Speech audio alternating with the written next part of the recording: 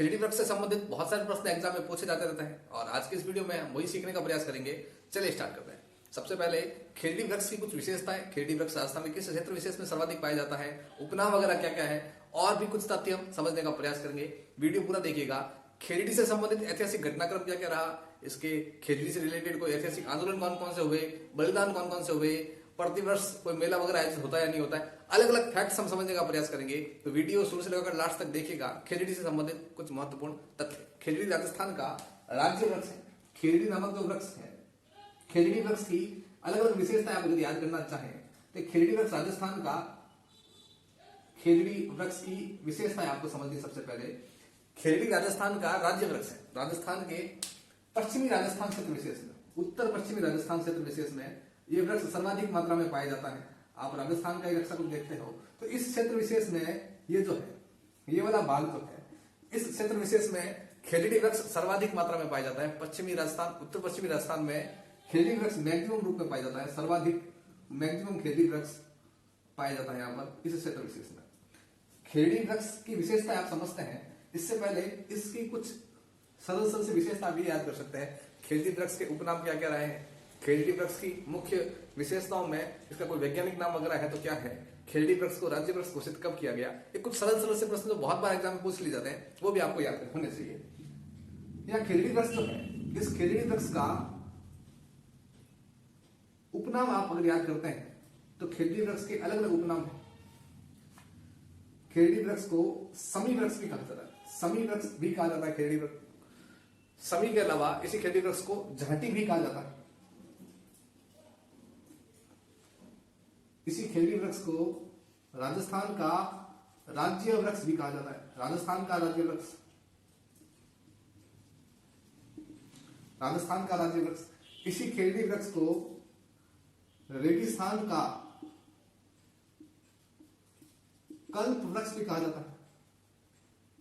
कल्प वृक्ष कहा जाता है। कल्प वृक्ष मतलब ऐसा वृक्ष जो सारी मनोकामनाएं पूरी कर देता है, उसे कल्प वृक्ष कहा जाता है। और यहां पर कल्प वृक्ष इस वजह से कहा जाएगा इसको क्योंकि रेगिस्तान के अंदर पाया जाता है और रेगिस्तान के अंदर लोगों की जरूरत पूरी करने के लिए हर संभव मदद करता है पेड़। कैसे करता है, इसी पेड़ की जो खाल है, ये खाल बहुत ज्यादा होती है, मोटी खाल कहे या इसको हम कहे छाल कहे, तो ये छाल जो होती है, ये छाल बहुत ज्यादा होती है, मोटी।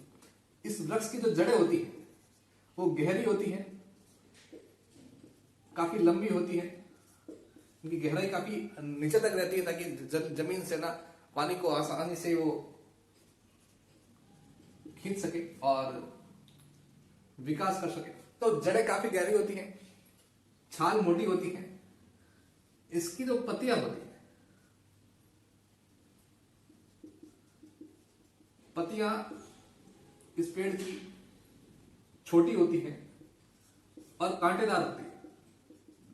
पत्तियां छोटी होती हैं और कांटेदार होती है। इसी वृक्ष के जो फूल लगते हैं,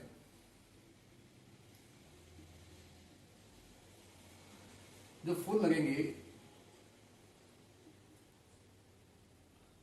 और इसी वृक्ष का जो फल लगेगा, यहां कुछ फैक्ट आपको याद करना है। फल और फूल के बहुत सारे प्रश्न एग्जाम में पूछे जाते रहते हैं और वो आपको याद करना है।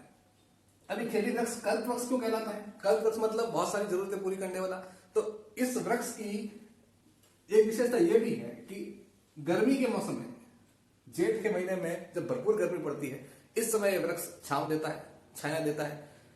वन्य जीव जंतु जो है, पशुओं के लिए चारा की व्यवस्था भी इस पेड़ से होती है और इस वृक्ष की जो पत्तियां हैं, इन पत्तियों को पशु वगैरह भोजन के रूप में उपयोग करते हैं और इसका जो चारा है उसे लूंग भी कहा जाता है। इसका चारा लूंग कहलाता है। बड़े प्रश्न बनता है, चारा जो है खिल्डी वृक्ष का की जो पत्तियां चारा के रूप में उपयोग की जाती है उसे किस नाम से जाना जाता है? आप उत्तर क्या कर पाओगे? चारा कर पाओगे। अब आराम से समझे। इसी खिल्डी वृक्ष का जो फल लगता है, ये फल जो है एक तरह से फली होती है, कच्ची फली, जिसे सांगरी कहा जाता है, जिसका उपयोग सब्जी बनाने में किया जाता है। सांगरी, जिसका जो फल लगता है, जो कच्ची फली है उसे सांगरी कहा जाता है और ये सांगरी जो है सब्जी बनाने में इसका उपयोग किया जाता है। यही सांगरी, इसको सुखाकर सूखे मेवे के रूप में भी इसका उपयोग किया जाता है, सूखी सब्जी भी बनाई जाती है। यही सांगरी जब पक जाती है और पकने के बाद यही फल जो है, इसी सांगरी को एक और नाम से जाना जाता है, इसे खोखा कहा जाता है। तो सांगरी कच्ची फली सांगरी कहलाएगी, पका हुआ फल खोखा कहलाएगा। और ये खेड़ी की मुख्य फल जो है, इसका औषधीय महत्व भी है और इसका भोजन के रूप में उपयोग भी होता है। इंपॉर्टेंट सेशन होता है, आपसे फल का नाम पूछा जा सकता है। अब जो है, इसी खेड़ी वृक्ष के उपनाम आपने याद किए। इसी खेड़ी वृक्ष का आपसे अगर पूछे कि खेड़ी वृक्ष का वैज्ञानिक नाम क्या है, आपको बताना है कमेंट बॉक्स में। जल्दी बताओ, खेड़ी वृक्ष का वैज्ञानिक नाम, खेड़ी वृक्ष का वैज्ञानिक नाम क्या रहेगा? आपको उत्तर याद करना है, कमेंट बॉक्स में लिखना भी है। जल्दी बताओ फटाफट, खेड़ी वृक्ष का वैज्ञानिक नाम क्या है? आपको उत्तर याद करना है। खेड़ी वृक्ष का जो वैज्ञानिक नाम है वो है प्रोसेपिस सिनेरेरिया। प्रोसेपिस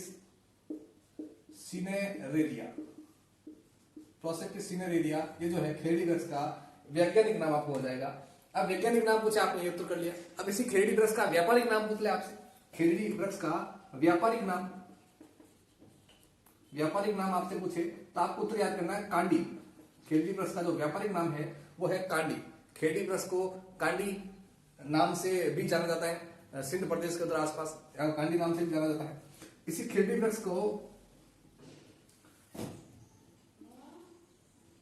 गफ भी कहा जाता है, गफ नाम भी मिलता है। खेड़ी वृक्ष का उपनाम है। ये संयुक्त अरब अमीरात, इस देश में खेड़ी वृक्ष को गफ नाम से भी जाना जाता है। तो अलग अलग उपनाम मिलते हैं खेड़ी वृक्ष के। राज्य वृक्ष अलग नाम है, गफ नाम अलग है, समी नाम है, जाटी नाम है, कल्प वृक्ष है, व्यापारिक नाम है, वैज्ञानिक नाम है। तो अलग अलग उपनाम आपको याद करने पड़ते हैं खेड़ी वृक्ष से रिलेटेड। अब इसी खेड़ी वृक्ष से संबंधित आपसे पूछे, खेड़ी वृक्ष को राजस्थान का राज्य वृक्ष कब घोषित किया गया? तो बड़ा प्रश्न बनता है, आप याद कर पाओगे आराम से। खेड़ी वृक्ष को राजस्थान का राज्य वृक्ष जो है, राज्य वृक्ष खेड़ी राजस्थान का राज्य वृक्ष खेड़ी वृक्ष को घोषित किया गया।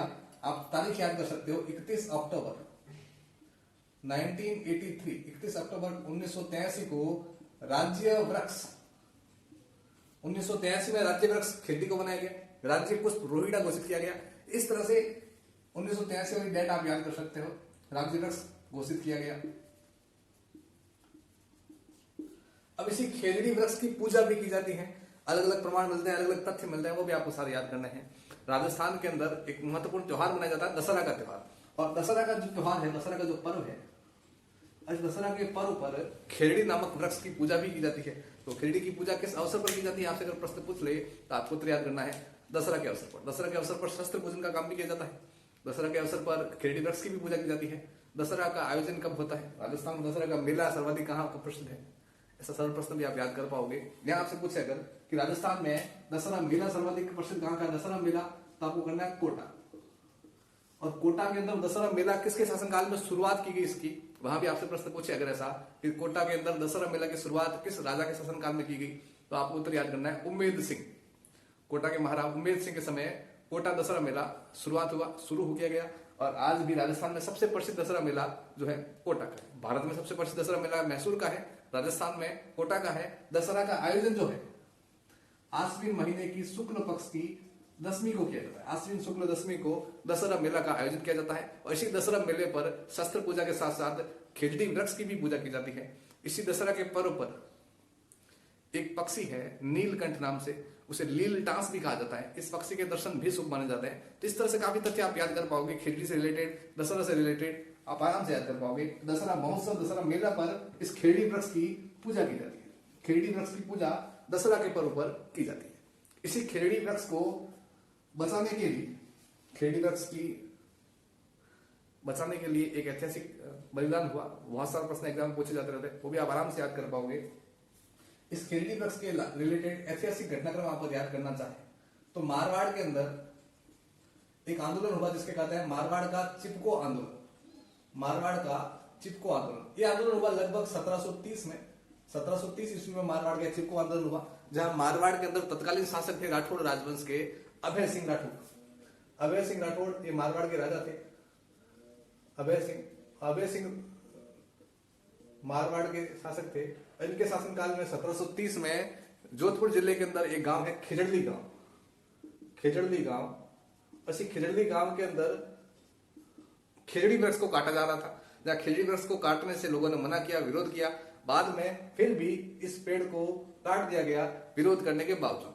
यहाँ पर खेजड़ी वृक्ष के लिपट कर बहुत सारे लोग, लगभग 363 लोग जिन्होंने अपने आप को खेजड़ी पेड़ के लपेट लिया और जिनको पेड़ के सहित उनका सर धड़ से अलग कर दिया गया, पेड़ के साथ साथ उनकी गर्दन भी काट दी गई। ऐसा एक ऐतिहासिक बलिदान दिया गया लोगों द्वारा खेजड़ी गांव जोधपुर के अंदर। 363 लोग शहीद हुए। इस हत्याकांड में, इस घटनाक्रम को मारवाड़ का चिपको आंदोलन भी कहा जाता है। ये घटना हुआ लगभग 1730 में। तत्कालीन शासक थे अभयसिंह। यहाँ पर 363 लोग जो शहीद हुए, उन सब का नेतृत्व किया था अमृता देवी बिश्नोई ने। अमृता देवी बिश्नोई नामक महिला के नेतृत्व में ये आंदोलन हुआ, जिसे मारवाड़ का चिपको आंदोलन कहा जाता है। भारत का पहला चिपको आंदोलन भी माना जाता है। भारत में अलग अलग चिपको आंदोलन हुए। उत्तर भारत का चिपको आंदोलन अलग हुआ, दक्षिण भारत का चिपको आंदोलन जैसे अपिको नाम से भी जाना जाता है, और राजस्थान का चिपको आंदोलन, मारवाड़ का चिपको आंदोलन या भारत का पहला चिपको आंदोलन 1730 में हुआ, जहां 363 लोग शहीद हुए। यह आंदोलन भी है खेजड़ी वृक्ष को बचाने के लिए किया गया। जहाँ खेजड़ी वृक्ष कटे हो रही थी, उनको रोकने के लिए, उनको बचाने के लिए अमृता देवी बिश्नोई के नेतृत्व में इतना बड़ा बलिदान दिया गया, जहां 363 लोग शहीद हुए। हर साल इसी की याद में इसी खेजड़ी गांव के अंदर विश्व का एकमात्र वृक्ष मेला लगता है। विश्व का एकमात्र वृक्ष मेला का भी आयोजन इसी गांव के अंदर होता है। विश्व का एकमात्र वृक्ष मेला, ये वृक्ष मेला का आयोजन भी हर साल होता है। और वो मेला जो लगता है भाद्रपद महीने की शुक्ल पक्ष की 10वीं को इस मेले का आयोजन किया जाता है। तेजा दशमी के दिन, तेजा दशमी के अवसर पर, भाद्रपद शुक्ल दशमी के अवसर पर ये हर साल ये मेला लगता है। विश्व का एकमात्र वृक्ष मेला खेजड़ी गांव जोधपुर के अंदर, जहां अमृता देवी बिश्नोई को श्रद्धांजलि देते हुए याद किया जाता है। और ये पूरा मेला आयोजित होता है, वृक्ष मेला। इस तरह से हम कह सकते हैं कि पेड़ों को बचाने के लिए राजस्थान में भी एक बहुत बड़ा अभियान चला, बहुत बड़ा आंदोलन चला, बहुत बड़ा बलिदान दिया गया और राजस्थान अग्रणी रहा पेड़ों को बचाने के लिए। आज भी पेड़ पौधों को बचाने के संरक्षण में जो लोग काम करते हैं, जो संस्था काम करती है, उन्हें अमृता देवी बिश्नोई पुरस्कार भी दिया जाता है, वन पुरस्कार भी दिया जाता है। इस तरह से बहुत सारे तथ्य आप खेजड़ी से रिलेटेड याद कर पाओगे। एक और फैक्ट आप याद कर सकते हैं, एक बार स्क्रीनशॉट ले लीजिए आप, एक बार स्क्रीनशॉट ले लीजिए। वीडियो थोड़ा सा लंबा बन जाए, कोई बात नहीं। ये आपने याद किया कि पहला बलिदान, जो बलिदान हुआ राजस्थान के अंदर, ये आपने याद किया। अब इससे रिलेटेड एक प्रश्न आप ये भी याद कर पाओगे कि राजस्थान के अंदर ही पेड़ पौधों को बचाने के लिए, वनों को बचाने के लिए पहला बलिदान कब हुआ? ये जो बलिदान हुआ, ये तो खेजड़ी वृक्ष को बचाने के लिए बलिदान हुआ, पर पेड़ पौधों को बचाने के लिए जो बलिदान हुआ, उसी क्रम में आपसे पूछ ले तो पेड़ पौधों को बचाने के संदर्भ में राजस्थान के अंदर जो पहला बलिदान हुआ वो जोधपुर जिले के अंदर ही रामासनी गांव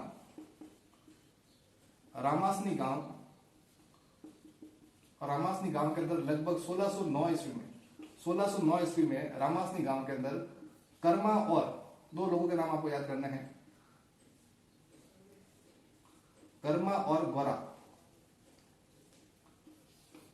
रामासनी गांव के अंदर कर्मा और दूसरा नाम आपको याद करना है गौरा।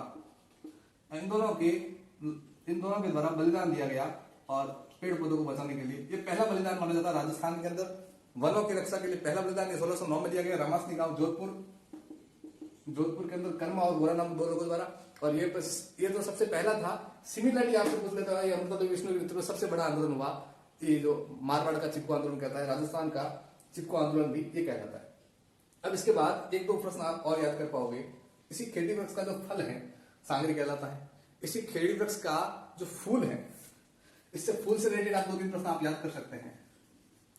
खेजड़ी वृक्ष का जो फूल है, बताओ इस खेजड़ी वृक्ष के फूल को किस नाम से जाना जाता है? आपको उत्तर याद करना है, मिंजर। खेजड़ी वृक्ष का जो फूल है उसे मिंजर कहा जाता है। और इसी मिंजर नाम से एक कविता लिखी गई है, कवि जिनका नाम है कन्हैयालाल सेठिया। कन्हैयालाल सेठिया के द्वारा एक कविता लिखी गई है मिंजर नामक शीर्षक से जो कविता लिखी गई है। इस कविता के अंदर खेजड़ी वृक्ष का गुणगान किया गया है, उनकी उपयोगिता बताई गई है। सुंदर कविता लिखी गई है कन्हैयालाल सेठिया द्वारा मिंजर नाम से। तो मिंजर जो है इसी खेजड़ी वृक्ष का फूल कहलाता है, इस फूल को मिंजर कहा जाता है। तो ऐसा प्रश्न भी पूछा जा सकता है आपसे कि खेजड़ी वृक्ष का फूल किस नाम से जाना जाता है, फल किस नाम से जाना जाता है, चारा किस नाम से जाना जाता है, आप याद कर पाओगे आराम से। ये था बेसिक सा इंट्रोडक्शन खेजड़ी वृक्ष से रिलेटेड। बहुत सारे फैक्ट्स हमने याद किए और पेड़ पौधों को बचाने के लिए, पेड़ पौधों के संरक्षण के लिए काम करने वाले लोगों के बारे में हमने याद किया, बलिदान देने वाले लोगों के बारे में हमने याद किया। एक प्रश्न आपसे ये पूछे, पेड़ पौधों को बचाने के लिए या पेड़ पौधों की जो कटाई है वो रोकने के लिए सबसे पहले रोक लगाने वाले लोक देवता कौन से रहे, पेड़ पौधों को काटने पर रोक लगाने वाले सबसे पहले संत कौन से हुए। इस तरह से दो प्रश्न आपसे पूछे वो भी आप सॉल्व कर पाओगे। पेड़ पौधों को काटने पर रोक लगाने वाले सबसे पहले संत का नाम आपसे पूछे, वह उत्तर आपको याद करना है झांबोजी। झांबोजी पहले संत हुए, पर्यावरण प्रेमी संत, जिन्होंने पेड़ काटने पर रोक लगाई, जिन्होंने विष्णु संप्रदाय की स्थापना की। संत का नाम पूछे झांबोजी करना है, और लोक देवता का नाम पूछ ले आपसे कि पेड़ काटने पर रोक लगाने वाले लोक देवता कौन से है, वहां उत्तर आपको याद करना है, सिंपल सा नाम है तल्ली नाथ जी। तल्ली नाथ जी नाम आप याद कर पाओगे। तो ये भी इंट्रोडक्शन आप याद कर सकते हैं आराम से। आज के इस वीडियो में खेजड़ी वृक्ष से संबंधित बहुत सारे फैक्ट्स हमने समझने का प्रयास किया है। उम्मीद है कि वीडियो आपको पसंद आया होगा। वीडियो अच्छा लगा हो तो लाइक शेयर सब्सक्राइब जरूर कीजिएगा, और ज्यादा से ज्यादा दोस्तों को शेयर कीजिएगा। और आपका कोई डाउट है और भी कुछ फैक्ट्स आपको समझ में नहीं आया, वो कुछ कमेंट बॉक्स में लिख लीजिएगा, और मैं बहुत जल्द आपका आंसर रिप्लाई जरूर दूंगा। नेक्स्ट वीडियोस बहुत जल्द आपको मिलने वाला है। आज का वीडियो कैसा लगा बताना जल्दी कमेंट बॉक्स में। आज का वीडियो देखने के लिए आप सभी का बहुत बहुत धन्यवाद। जय हिंद, वंदे मातरम।